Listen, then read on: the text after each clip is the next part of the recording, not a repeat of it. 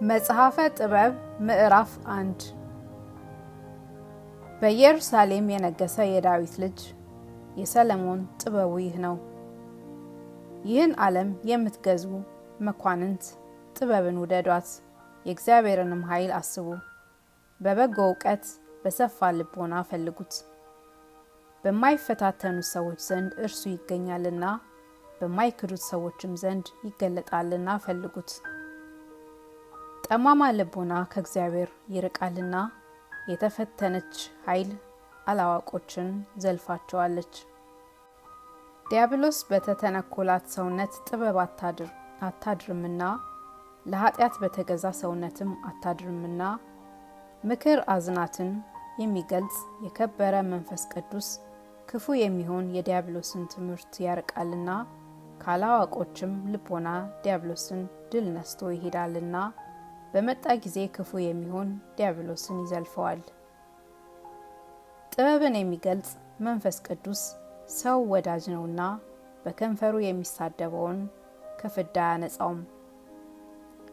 እግዚአብሔር በኮላሊታቸው በሚያጤሱት ነገር ምስክር ነውና፣ ነዋሪ ጉበኛ የሚሆን እርሱ ልቦናውን ይመረምረዋል፣ በአንደበቱም የተናገረውን ነገር ይሰማዋል።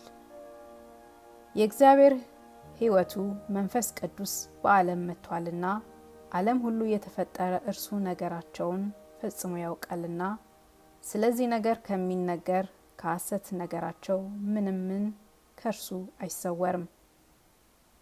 በልቦናቸው በመከሩት ምክር ሕገ እግዚአብሔርን የዘነጉ ሰዎችን የሚመረምራቸው ስለሆነ፣ የተናገሩትንም ነገራቸው በኃጢአታቸው ዘለፋ ሊሆንባቸው ወደ እግዚአብሔር የሚደርስ ስለሆነ፣ ስራውን መግለጽ በፍርድ አይተላለፈውምና ምን ከእርሱ አይሰወርም። ስለ መቅናትም ስራውን ሁሉ የሚሰማ አይደለምና፣ የሚያንጎረጉሩትም ነገር ከእርሱ አይሰወርም። ከማይረባ እንጉርጉሮ ተጠበቁ፣ ከሐሜትም አንደበታችሁን ከልክሉ።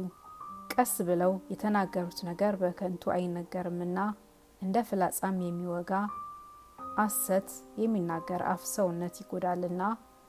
አንደበታችሁን ከሐሜት ከልክሉ፣ ሕይወታችሁ እግዚአብሔርን በመሻት ለሞት አትቅኑት። እግዚአብሔር ሞትን አልፈጠረምና፣ ነዋሪ ይሆን ዘንድ ፍጥረትን ፈጥሯልና። የሰዎች ጥፋት ደስ አያሰኘውምና፣ በእጃችሁ ሥራ ሞትን አታምጡ።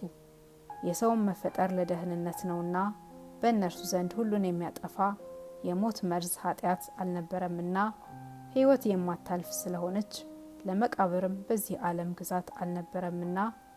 እግዚአብሔርን የዘነጉ ሰዎች ግን በቃል ጠሩት፣ ባልንጀራም አደረጉት፣ በዚሁም ጠፉ።